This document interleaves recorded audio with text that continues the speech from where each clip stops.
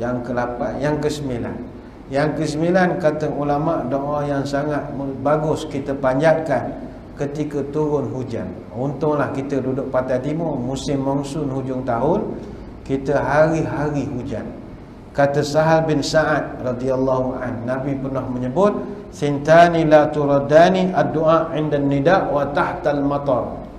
Doa yang paling tidak ditolak oleh Allah, doa semasa azan berkumandang. Yang kedua, doa masa hujan. Hadis riwayat Imam Hakim. Sebab itu Nabi memang sangat menyuruh kita berdoa masa hujan. Utlubus tijabatid du'a inda salas, inda tiqa'il juyush, wa iqamatis salah, wa nuzulil ghais. Carilah kelebihan dengan berdoa pada 3 masa, kata Nabi, yang orang lain belum tentu dapat 3 masa itu. Pertama, ketika bertemu 2 pasukan perang, doalah ketika itu. Yang kedua, menjelang semayang didirikan, bahasa mudah qomat. Kejap lagi kita semayang, Allahu Akbar, qomat. Tuan-tuan doa banyak. Ya Allah, gede. Sangat mustajab. Dan yang ketiga, doa ketika hujan. Cuma masalah kita duduk Malaysia, hujan ni bukan benda pelik. Jadi kita pun jadi tak heran nak berdoa masa hujan, tak pelik. Tapi bagi orang Arab, hujan ni benda hak payah berlaku. Sebab itu orang Arab kalau hujan, dia memang doa sungguh-sungguh. Ada kawan saya bawa teksi daripada KLIA, dia hantar passenger banyak lah. Ada masa dia zaman pelancong Arab dulu ramai. Jadi betulan dia tahu saya mengaji Arab, dia tanya, macam mana mu duduk negara Arab, mu boleh tahan dengan orang Arab? Apa pula? Aku layan Arab 3 hari, pening dah dia kata. Baru 3 hari layan orang Arab, daripada KL pergi Cameron pergi KL, dia pening, dia kata. Buat apa pening? Mu bayar Arab, naik teksi, hari hujan, dia boleh buka tingkap ulu kepala. Dia suka hujan. Dia tak tahu kereta aku basuh jiru habis air. Waktu doa Allah. Dia kata memang pasal itu. Saya dulu ngaji Mesir, ngaji di Azhar. Kebetulan peresa masa tu musim sejuk. Jadi musim sejuk tu ada hari tu hujan. Hari tu pula peresa subjek atau madah hak paling susah sekali. Mantik apa saya tak ingat. Memang jenis pening. Mantik ni kalau macam saya ngaji Usuluddin, benda mantik ni ngaji benda pasal poh jenis untuk nak kelahi je sebenarnya. Meja berkaki 4, kambing berkaki 4. Meja dan kambing adalah sama. Saya pun tak tahu mengapa saya belajar benda gitu. Itulah ilmu mantik, ilmu logik. Tujuannya macam kita nak jadi penceramah, mesti belajar ilmu logik. Lepas tu Tok Guru pondok dia pandai perbandingan sebab dia pandai mantik. Orang syariah dia tak belajar sangat mantik ni. Kena hari tu subjek mantik. Agaknya adalah di kalangan pelajar ni Malaysia ke Indonesia semaya ajak 40 rakaat agamanya. Hari tu betul lah nak jawab periksa, hujan. Bila hujan enggak, student Arab keluar habis tobik. Keluar dari dewan termasuk pengawas peperiksaan. Doa. Orang Melayu sama, kosong dah ni. Soalan pertama jawab lagu mana? Kita tak niru, tukar pendapat. Kalau niru macam makruh sikit. Tukar pendapat. Soalan belakang jawab gini. Jadi bersuara.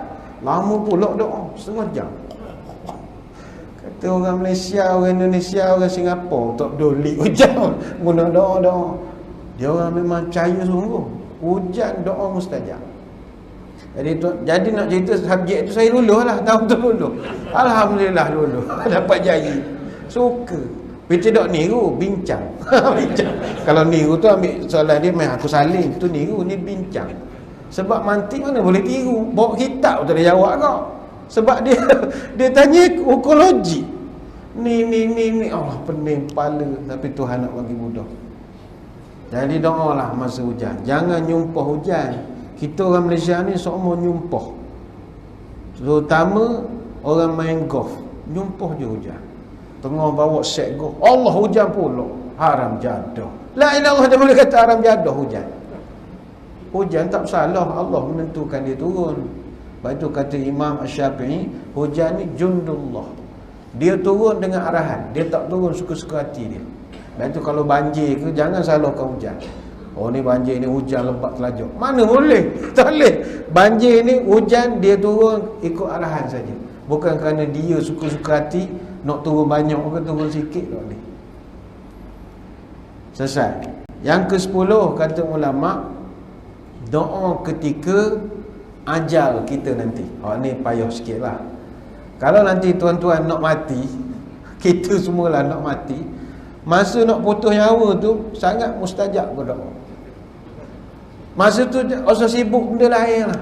Usah sibuk esok rumah ni siapa nak duduk, kereta aku siapa dia nak. Tak payah fikir lantak nak leh geruk ke apa, tak payah. Doa je masa tu. Ummu Salamah dalam satu riwayat dia bercerita, pernah satu ketika masa suaminya nak meninggal dunia, Abu Salamah, datang Nabi, dan Nabi datang, masa tu Abu Salamah dah pun habis nyawa lah. Dan masa tu mata Abu Salamah terbuka. Maka kata Nabi datang, Nabi pejamkan mata dia. Nabi sebut, inna ruha idza qubida tabi'ahul basar. Jenazah mayat kalau roh dicabut, mata dia akan ikut roh pergi ke mana, kata Nabi. Jadi jangan pelik kenapa matanya begini. Bukanlah kerana dia ni nampak benda kedak, sebab roh dia, mata dia ikut roh. Nabi pun tutup. Fadajjan nasu min ahli.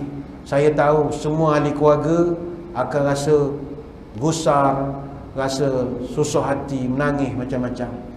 La tad'u ala anfusikum illa bi khair fa innal malaika yu'minuna ala ma taquluna.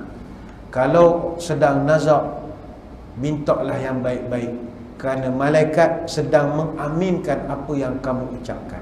Sebab bila kita nazak, malaikat ada. Minimum malaikat yang ada Israel, malaikat maut. Malaikat maut dia boleh tolong aminkan. Jadi bila tuan-tuan nanti, tuan-tuan lah, macam orang lain mungkin ada lambat lagi nak mati nanti. Contoh, na'udzubillah, kita jatuh motor ke bawah gaung, ke sejuk dah kaki, nak mati lah aku ni. Kalau sejuk tu nak mati ya.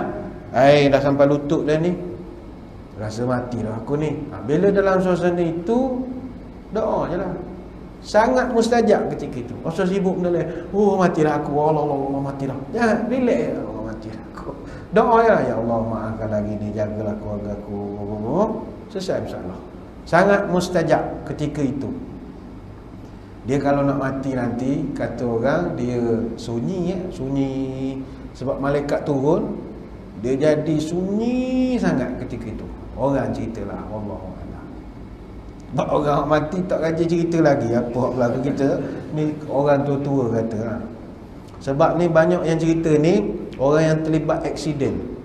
Orang banyak aksiden, dia banyak kongsi pengalaman dia orang aksiden. Ada dulu aksiden rombongan daripada mana?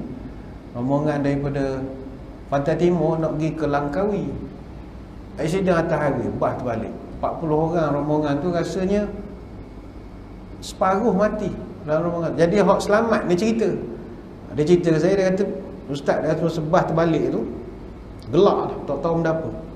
Jadi dia kata masa bah tu nak tu menjerit-jerit kamar tu, Allahu akbar, Allahu akbar, macam-macam. Bila dah jatuh tu senyap.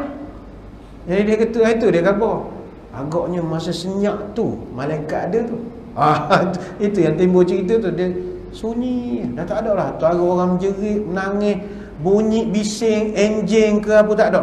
Senyap, malaikat tu macam kita lah kadang tengah borak tau. Wah wah wah wah wah wah wah wah. Tiba senyap semua. Malaikat lalu orang malaikat lalu. Kata orang gitulah. Jadi kalau tuan-tuan tengah cakap-cakap senyap, malaikat lalu tu. Kalau malaikat mau, terus berdoa saja, ya Allah mati pula aku malaikat senyap ni. Gitu. Doa banyak.